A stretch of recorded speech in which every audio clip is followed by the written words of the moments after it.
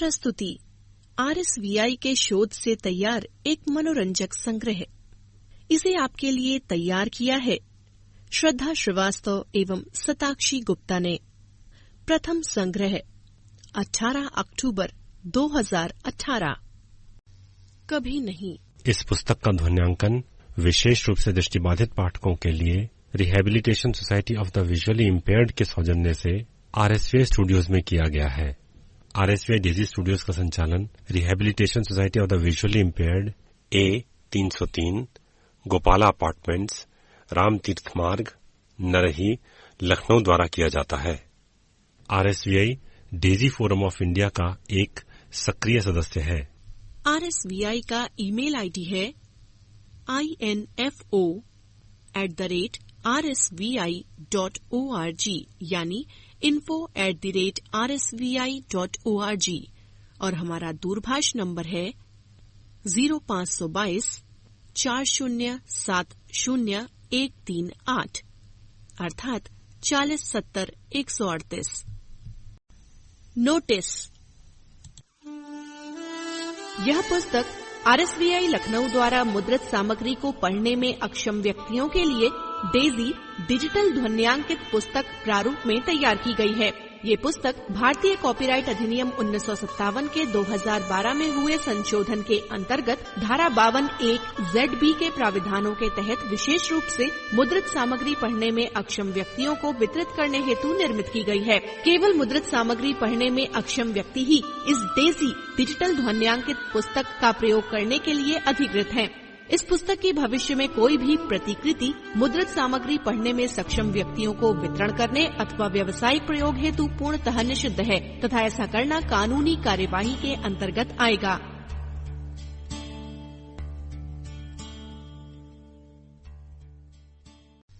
कभी नहीं। लेखिका सुधा गुप्ता। पहली नजर से जीवन भर जुड़ने के नातों पर विश्वास है तुम्हें? सूखे पत्तों को पैरों के नीचे कुचलते हुए रवि ने पूछा। कड़क कड़क कर पत्तों का टूटना देर तक विचित्र सा लगता रहा गायत्री को। बड़ी बड़ी नीली आंखें उठाकर उसने भावी पति को देखा। क्या तुम्हें विश्वास है? गायत्री ने सोचा, उसके प्रेम में आकंठ डूब चुका युवा प्रेमी कहेगा, है क्यों नहीं, तभी तो संसार की इतनी लंबी चौड़ी भीड़ में बस तुम मिलते ही इतनी अच्छी लगी कि तुम्हारे बिना जीवन की कल्पना ही शून्य हो गई। चेहरे पर गुलाबी रंगत लिए वो कितना कुछ सोचती रही उत्तर की प्रतीक्षा में, परंतु जवाब न मिला। तनिक चौंकी गायत्री। चुप रवि असामान्य सा लगा उसे। सारी चुहलबाजी कहीं खो सी गई थी जैसे। हमेशा मस्त बना रहने वाला ऐसा चिंतित सा लगने लगा मानो पूरे संसार की पीड़ा उसी के मन में आ समाई हो। उसे अपलक निहारने लगा। एक बार की तो गायत्री शर्मा गई। मन था जो बार बार वही शब्द सुनना चाह रहा था। सोचने लगी, इतनी मीठी मीठी बातों के लिए क्या रवि का तनाव उपयुक्त है? कहीं कुछ और बात तो नहीं? वो जानती थी रवि अपनी माँ से बेहद प्यार करता है। उसी के शब्दों में उसकी माँ ही आज तक उसका आदर्श और सबसे घनिष्ठ मित्र रही है। उसके उजले चरित्र के निर्माण की एक एक सीढ़ी में उसकी माँ का साथ रहा है। एकाएक उसका हाथ पकड़ लिया गायत्री ने। रोककर वहीं बैठने का आग्रह किया। फिर बोली, क्या माँ अभी तक वापस नहीं आई जो मुझसे ऐसा प्रश्न पूछ रहे हो? क्या बात है? रवि उसका कहना मान वहीं सूखी घास पर बैठ गया। ऐसा लगा मानो अभी रो पड़ेगा। अपनी माँ के वियोग में वो अक्सर इसी तरह अवश हो जाया करता है। वो इस सत्य से अपरिचित नहीं थी। क्या माँ वापस नहीं आई? उसने फिर पूछा। रवि चुप रहा। कब तक माँ की गोद से ही चिपके रहोगे? अच्छी खासी नौकरी करने लगे हो। कल को किसी और शहर में स्थानांतरण हो गया तब क्या करोगे? क्या माँ को भी साथ साथ घसीटते फिरोगे? तुम्हारे छोटे भाई बहन दोनों की जिम्मेदारी है उन पर। तुम क्या चाहते हो? पूरी की पूरी माँ बस तुम्हारी ही हो? तुम्हारे पिता और उन दोनों का भी तो अधिकार है उन पर। रवि, क्या हो गया है तुम्हें? ऐसा लगता है मेरा कुछ खो गया है। जी नहीं लगता गायत्री। पता नहीं मन में क्या क्या होता रहता है। तो जाकर माँ को ले आओ ना, उन्हें भी तो पता है तुम उनके बिना बीमार हो जाते हो। इतने दिन फिर वे क्यों रुक गईं? अनायास हंस पड़ी गायत्री। धीरे से रवि का हाथ अपने हाथ में लेकर सहलाने लगी। शादी के बाद क्या करोगे? तब मेरे हिस्से का प्यार क्या मुझे मिल पाएगा? अगर मुझे ही तुम्हारी माँ से जलन होने लगी तो? हर चीज की एक सीमा होती है, अधिक मीठा भी कड़वा लगने लगता है, पता है तुम्हें? रवि गायत्री की बड़ी बड़ी नीली आंखों को एकटक निहारने लगा। माँ तो वे तुम्हारी है ही, उनसे तुम्हारा स्नेह भी स्वाभाविक ही है, लेकिन वक्त के साथ साथ उस स्नेह में परिपक्वता आनी चाहिए। बच्चों की तरह माँ का आंचल अभी तक पकड़े रहना अच्छा नहीं लगता। अपने आप को बदलो। मैं अब चलूं? एकाएक वो उठ खड़ा हुआ और बोला, कल मिलोगी ना? आज की तरह गर्दन लटकाए ही मिलना है तो रहने दो। जब सचमुच मिलना चाहो तभी मिलना, वरना इस तरह मिलने का क्या अर्थ? एकाएक गायत्री खींच उठी। वो कड़वा कुछ भी कहना तो नहीं चाहती थी, पर व्याकुल प्रेमी की जगह उसे व्याकुल पुत्र तो नहीं चाहिए था ना। हर नाते, हर रिश्ते की अपनी अपनी सीमा, अपनी अपनी मांग होती है। नाराज क्यों हो रही हो गायत्री? मेरी परेशानी तुम क्या समझो, अब मैं तुम्हें कैसे समझाऊं? क्या समझाना है मुझे, जरा बताओ। मेरी तो समझ से भी बाहर है तुम्हारा ये बचपना। सुनो, अब तभी मिलना जब माँ आ जाए। इस तरह दो हिस्सों में बंटकर मेरे पास मत आना। गायत्री ने विदा ले ली। वो सोचने लगी, रवि कैसा विचित्र सा हो गया है कुछ ही दिनों में। कहाँ उससे मिलने को हर पल व्याकुल रहता था, उसकी आंखों में खो सा जाता था। भविष्य के सलोने सपनों में खोए भावी पति की जगह एक नादान बालक को वो कैसे सह सकती थी भला? उसकी खीज और आक्रोश स्वाभाविक ही था। 2 दिन वो जानबूझकर रवि से बचती रही। बार बार उसका फोन आता, पर किसी न किसी तरह टालती रही। चाहती थी इतना व्याकुल हो जाए कि स्वयं उसके घर चलकर आ जाए। तीसरे दिन सुबह सुबह द्वार पर रवि की माँ को देखकर गायत्री हैरान रह गई। पूरा परिवार समधिन की आवभगत में जुट गया। तुमसे अकेले में कुछ बात करनी है। उसके कमरे में आकर धीरे से माँ बोली तो कुछ संशय सा हुआ गायत्री को। इतने दिन से रवि घर ही नहीं आया बेटी। मैं कल रात लौटी तो पता चला। क्या वो तुमसे मिला था? जी। वो अवाक रह गई। 2 दिन पहले मिले थे, तब उदास थे आपकी वजह से। मेरी वजह से? उसे क्या उदासी थी? अगर उसे पता चल गया कि मैं उसकी सौतेली माँ हूँ तो इसमें मेरा क्या कसूर है? लेकिन इससे क्या फर्क पड़ता है? वो मेरा बच्चा है, इसमें संशय कैसा? मैंने उसे अपने बच्चों से बढ़कर समझा है। मैं उसकी माँ नहीं तो क्या हुआ, पाला तो माँ बनकर है ना। ऐसा लगा जैसे बहुत विशाल भवन भरभरा कर गिर गया हो। न जाने माँ कितना कुछ कहती रही और रोती रही। सारी कथा गायत्री ने समझ ली। कांच की तरह सारी कहानी कानों में चुभने लगी। इसका मतलब है कि इसी वजह से परेशान था रवि, और वो कुछ और ही समझकर भाषणबाजी करती रही। उसे समझाकर घर ले आ बेटी। सूना घर उसके बिना काटने को दौड़ता है मुझे। उसे समझाना। माँ आंसू पोंछते हुए बोली। जी।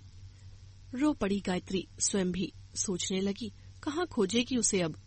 बेचारा बार बार बुलाता रहा। शायद इस सत्य की पीड़ा को उसे सुनाकर कम करना चाहता होगा, और वो अपनी ही जिद में उसे अनसुना करती रही।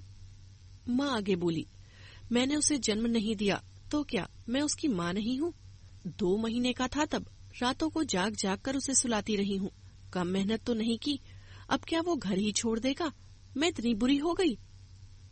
वे आपसे बहुत प्यार करते हैं माँ जी। उन्हें ये बताया ही किसने? क्या जरूरत थी ये सच कहने की? पुरानी तस्वीरें सामने पड़ गई बेटी। पिता के साथ अपनी माँ की तस्वीरें देखी तो उसने पिता से पूछ लिया, आपके साथ ये औरत कौन है?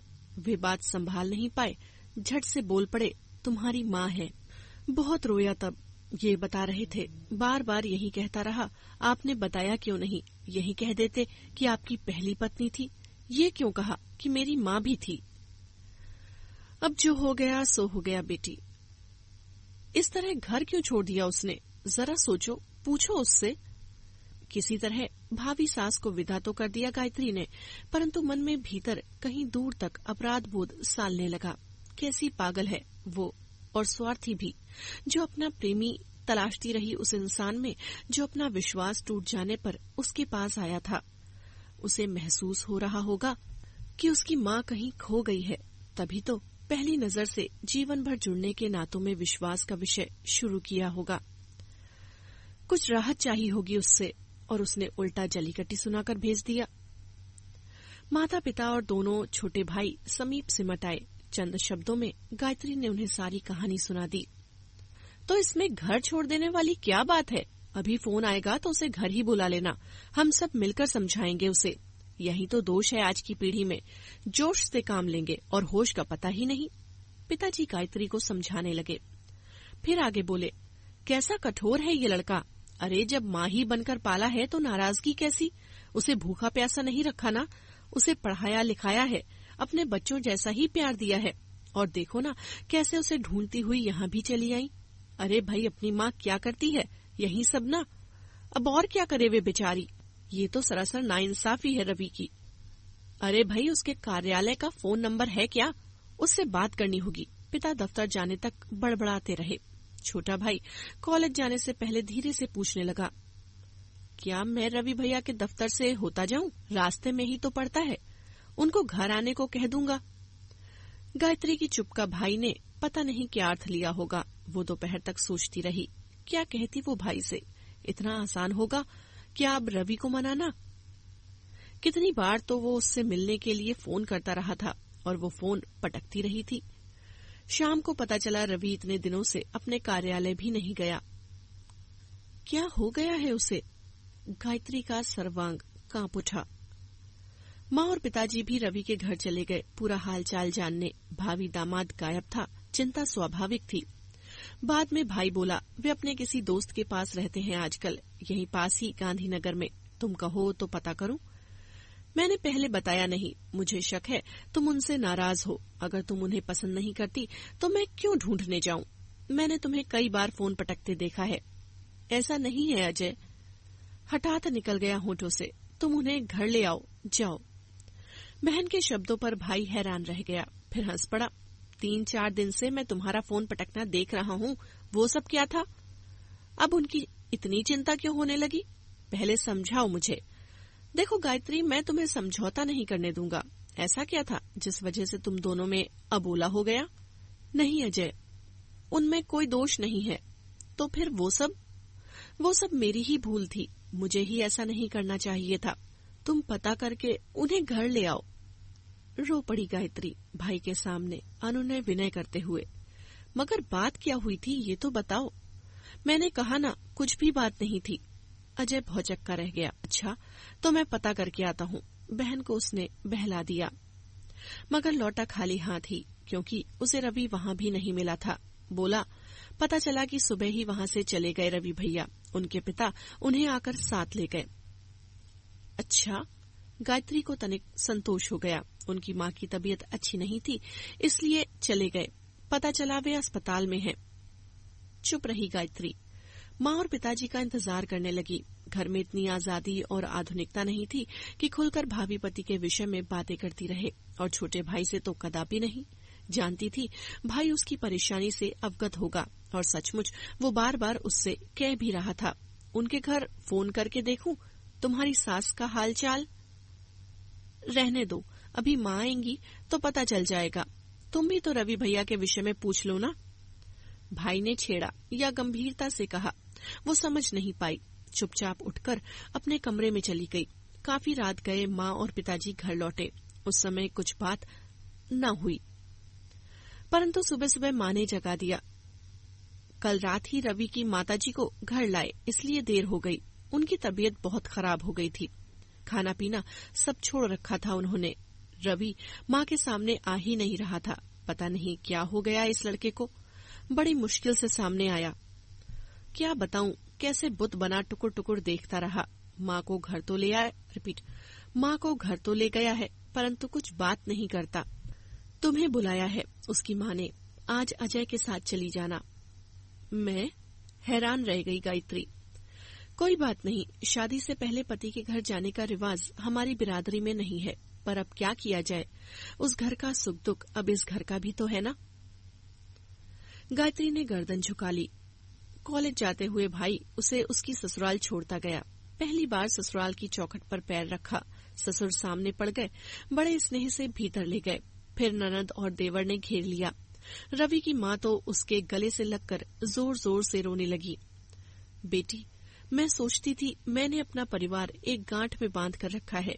रवि को सगी माँ से भी ज्यादा प्यार दिया है। मैं कभी सौतेली नहीं बनी। अब वो क्यों सौतेला हो गया? तुम पूछ कर बताओ। क्या पता तुमसे बात करे। हम सबके साथ वो बात नहीं करता। मैंने उसका क्या बिगाड़ दिया जो मेरे पास नहीं आता? उससे पूछ कर बताओ गायत्री। विचित्र सी व्यथा उभरी हुई थी पूरे परिवार के चेहरे पर। जरा सा सच ऐसी पीड़ादायक अवस्था में ले जाएगा, किसने सोचा होगा? भैया अपने कमरे में है भाभी, आइए, ननद ने पुकारा। फिर दौड़कर कुछ फल ले आई। ये उन्हें खिला देना, वे भूखे हैं। गायत्री की आंखें भर आईं। जिस परिवार की जिम्मेदारी शादी के बाद संभालनी थी, उसने समय से पूर्व ही उसे पुकार लिया था। कमरे का द्वार खोला तो हैरान रह गई। अस्त व्यस्त बढ़ी दाढ़ी में कैसा लग रहा था रवि। आंखें नीचे चुपचाप पड़ा था। ऐसा प्रतीत हुआ मानो महीनों से बीमार हो। क्या कहे वो उससे? कैसे बात शुरू करे? नाराज होकर उसका भी अपमान कर दिया तो क्या होगा? बड़ी मुश्किल से समीप बैठी और माथे पर हाथ रखा। रवि। आंखें सुर्ख हो गई थी रवि की। गायत्री ने सोचा, क्या रोता रहता है अकेले में? माँ ने कहा था वो पत्थर सा हो गया है। रवि, ये क्या हो गया है तुम्हें? अपनी भूल का आभास था उसे। बलात् होंठों से निकल गया, मुझे माफ कर दो। मुझे तुम्हारी बात सुननी चाहिए थी। मुझसे ऐसा क्या हो गया? ये नहीं होना चाहिए था। सहसा स्वर घुट गया गायत्री का। वो रवि जिसने कभी उसका हाथ भी नहीं पकड़ा था, अचानक उसकी गोद में सिर छिपाकर जोर जोर से रोने लगा। उसे दोनों बाहों में कस के बांध लिया। उसे इस व्यवहार की आशा कहाँ थी? पुरुष भी कभी इस तरह रोते हैं? गायत्री को बलिष्ठ बाहों का अधिकार निष्प्राण करने लगा। ये क्या हो गया रवि को? स्वयं को छुड़ाए भी तो कैसे?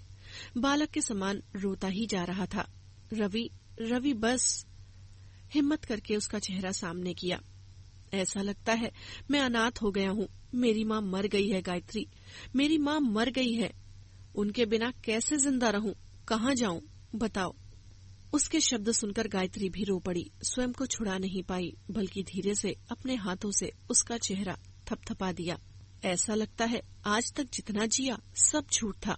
किसी ने मेरी छाती से दिल ही खींच लिया है। ऐसा मत सोचो रवि, तुम्हारी माँ जिंदा है, वे बीमार हैं। तुम कुछ नहीं खाते तो उन्होंने भी खाना पीना छोड़ रखा है। उनके पास क्यों नहीं जाते? उनमें तो तुम्हारे प्राण अटके हैं ना। फिर क्यों उन्हें इस तरह सता रहे हो? वे मेरी माँ नहीं है, पिताजी ने बताया तो क्या जुर्म हो गया? एक सच बता देने से सारा जीवन मिथ्या कैसे हो गया? क्या? रवि टुकुर टुकुर उसका मुंह देखने लगा। क्षण भर को हाथों का दबाव गायत्री के शरीर पर कम हो गया। वे मुझ बिन माँ के बच्चे पर दया करती रहीं, अपने बच्चों के मुंह से छीन मुझे खिलाती रहीं, इतने साल मेरी परछाई बनी रहीं। क्यों? दयावशी ना, वे मेरी सौतेली माँ है। दया इतने वर्षों तक नहीं निभाई जाती रवि। 2-4 दिन उनके साथ रहे हो क्या, जो ऐसा सोच रहे हो? वे बहुत प्यार करती हैं तुमसे, अपने बच्चों से बढ़कर हमेशा तुम्हें प्यार करती रहीं। क्या उसका मोल इस तरह सौतेला शब्द कहकर चुकाओगे? कैसे इंसान हो तुम? एकाएक उसे परे हटा दिया गायत्री ने। बोली, उन्हें सौतेला जान जो पीड़ा पहुंची थी, उसका इलाज उन्हीं की गोद में है रवि, जिन्होंने तुम्हें पाल पोस कर बड़ा किया। मेरी गोद में नहीं, जिससे तुम्हारी जान पहचान कुछ ही महीनों की है। तुम अपनी माँ के नहीं हो पाए तो मेरे क्या होगे? कैसे निभाओगे मेरे साथ? लपक कर उसका हाथ पकड़ लिया रवि ने। मैं अपनी माँ का नहीं हूँ, तुमने ये कैसे सोच लिया? तो उनसे बात क्यों नहीं करते? क्यों इतना रुला रहे हो उन्हें? हिम्मत नहीं होती। उन्हें या भाई बहन को देखते ही कानों में सौतेला शब्द गूंजने लगता है। ऐसा लगता है मैं दया का पात्र हूँ। दया के पात्र तो वे सब बने पड़े हैं तुम्हारी वजह से। मन से ये वहम निकालो और माँ के पास चलो। आओ मेरे साथ। न, रवि ने गर्दन हिला दी इनकार में। माँ के पास नहीं जाऊंगा, माँ के पास तो कभी नहीं। इसकी वजह क्या है, मुझे समझाओ। क्यों नहीं जाओगे उनके पास? क्या महसूस होता है उनके पास जाने से? एकाएक स्वयं ही उसकी बांह सहला दी गायत्री ने। निरीह असहाय बालक सा वो अवरुद्ध कंठ और डबडबाए नेत्रों से उसे निहारने लगा। तुम्हें 2 महीने का छोड़ा था तुम्हारी माँ ने, उसके बाद इन्होंने ही पाला है ना। तुम तो इन्हें अपना सर्वस्व मानते रहे हो। तुम ही कहते थे ना, तुम्हारी माँ जैसी माँ किसी की भी नहीं है। जब वो सच सामने आ ही गया तो उससे मुंह छिपाने का क्या अर्थ। वर्तमान को भूत में क्यों मिला रहे हो। अब तुम्हारा कर्तव्य शुरू होता है रवि। उन्हें अपनी सेवा से अभिभूत करना होगा। कल उन्होंने तुम्हें तन मन से चाहा, आज तुम चाहो। जब तुम निसहाय थे उन्होंने तुम्हें गोद में ले लिया था। आज तुम ये प्रमाणित करो कि सौतेला शब्द गाली नहीं है। ये सदा गाली जैसा नहीं होता। बीमार माँ को अपना सहारा दो रवि। सच को उसके स्वाभाविक रूप में स्वीकार करना सीखो, उससे मुंह मत छिपाओ। माँ मुझे इतना अधिक क्यों चाहती रही गायत्री। मेरे मन में सदा यही भाव जागता रहा कि वे सिर्फ मेरी हैं। छोटे भाई बहन को भी उनके समीप नहीं फटकने दिया। माँ ने कभी विरोध नहीं किया। ऐसा क्यों गायत्री। कभी तो मुझे परे धकेलती, कभी तो कहती कुछ। रवि फिर भावुक होने लगा। हो सकता है वे स्वाभाविक रूप में ही तुम्हें ज्यादा स्नेह देती रही हो। तुम सदा से शांत रहने वाले इंसान रहे हो। उद्दंड होते तो जरूर डांटती, किंतु बिना वजह तुम्हें परे क्यों धकेल देती। गायत्री, मैं इतना बड़ा सच सह नहीं पा रहा हूँ। मैं सोच भी नहीं सकता। ऐसा लगता है पैरों के नीचे से जमीन ही सरक गई हो। क्या हो गया है तुम्हें। इतने कमजोर क्यों होते जा रहे हो। कुछ ऐसी स्थिति चली आई, शायद उसका यही इलाज भी था। स्नेह से गायत्री ने स्वयं ही अपने समीप खींच लिया रवि को। कोमल बाहुपाश में बांध लिया। भर्राए स्वर में गिला भी किया रवि ने। यही सब सुनाने तुम्हारे पास भी तो गया था। सोचा था तुमसे अच्छी कोई और मित्र कहाँ होगी। तुमने सुना नहीं। मैं कितने दिन इधर उधर भटकता रहा। मैं कहाँ जाऊं, कुछ समझ नहीं पाता। माँ के पास चलो, आओ मेरे साथ। मैं जानती हूँ तुम उन्हीं के पास जाने को छटपटा रहे हो। चलो उठो। रवि चुप रहा। भावी पत्नी की आंखों में कुछ ढूंढने लगा। गायत्री तनिक गुस्से से बोली, जीवन में बहुत कुछ सहना पड़ता है। ये जरा सा सच नहीं सह पाए तो बड़े बड़े सच कैसे सहोगे। आओ मेरे साथ चलो। रवि खामोशी से उसे घूरता रहा। देखो, आज तुम्हारी माँ इतनी मजबूर हो गई है कि मेरे सामने हाथ जोड़े हैं। उन्होंने तुम्हें समझाने के लिए मुझे बुला भेजा है। तुम तो जानते हो हम लोगों में शादी से पहले एक दूसरे के घर नहीं जाते, परंतु मुझे बुलाया है उन्होंने तुम्हें समझाने के लिए। अपनी माँ का और मेरा मान रखना होगा तुम्हें। मेरे साथ अपनी माँ और भाई बहन से मिलना होगा और बड़ा भाई बनकर उनसे बात करनी होगी। उठो रवि, चलो चलो ना। अपने अस्तित्व में समाये बालक समान सुबकते भावी पति को कितनी देर सहलाती रही गायत्री। आंचल से कई बार चेहरा भी पोंछा। रवि उधेड़बुन में था। बोला, माँ मेरे पास क्यों नहीं आती, क्यों नहीं मुझे बुलाती। वे तुम्हारी माँ है, तुम उनके बेटे हो। वे क्यों आए तुम्हारे पास। तुम स्वयं ही रूठे हो, स्वयं ही मानना होगा तुम्हें। पिताजी माँ को मेरे कमरे में नहीं आने देना चाहते, मुझे पता है। मैंने उन्हें माँ को रोकते सुना है।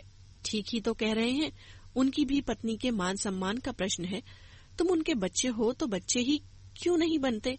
क्या ये जरूरी है कि सदा तुम ही अपना अधिकार प्रमाणित करते रहो। क्या उन्हें हक नहीं है। बड़ी मुश्किल से गायत्री ने उसे अपने शरीर से अलग किया। प्रथम स्पर्श की मधुर अनुभूतियां एक अलग ही वातावरण और उलझे हुए वार्तालाप की भेंट चढ़ चुकी थीं। ऐसा लगा ही नहीं कि पहली बार उसे छुआ है। साधिकार उसका मस्तक चूम लिया गायत्री ने। गायत्री पर पूरी तरह आश्रित हो वह धीरे से उठा। तुम भी साथ चलोगी ना। हाँ, वो तनिक मुस्कुरा दी। फिर उसका हाथ पकड़ सचमुच वो बीमार माँ के समीप चला आया। अस्वस्थ और कमजोर माँ को बाहों में बांध जोर जोर से रोने लगा। मैंने तुमसे कितनी बार कहा है, तुम मुझे छोड़कर कहीं मत जाया करो। उसे गोद में लेकर चूमते हुए माँ रोने लगी। छोटी बहन और भाई शायद इस नई कहानी से पूरी तरह टूट से गए थे, परंतु अब फिर जुड़ गए थे। बड़े भाई ने माँ पर सदा से ही ज्यादा अधिकार रखा था, इसकी उन्हें आदत थी। अब सभी प्रसन्न दिखाई दे रहे थे। तुम कहीं खो सी गई थी माँ, कहाँ चली गई थी, बोलो। पुत्र के प्रश्न पर माँ धीरे से समझाने लगी। देखो रवि, सामने गायत्री खड़ी है, क्या सोचेगी। अब तुम बड़े हो गए हो। तुम्हारे लिए भी बड़ा हो गया हूँ क्या। नहीं रे। स्नेह से माँ उसका माथा चूमने लगी। आजा बेटी, मेरे पास आजा। माँ ने गायत्री को पास बुलाया और स्नेह से गले लगा लिया। छोटा बेटा और बेटी भी माँ की गोद में सिमट आए। पिताजी चश्मा उतारकर आंखें पोंछने लगे। गायत्री बारी बारी से सबका मुंह देखने लगी। वो सोच रही थी, क्या शादी के बाद इस माँ के स्नेह के प्रति कभी उदासीन हो पाएगी? क्या पति का स्नेह बढ़ते देख ईर्ष्या का भाव मन में लाएगी? शायद नहीं, कभी नहीं।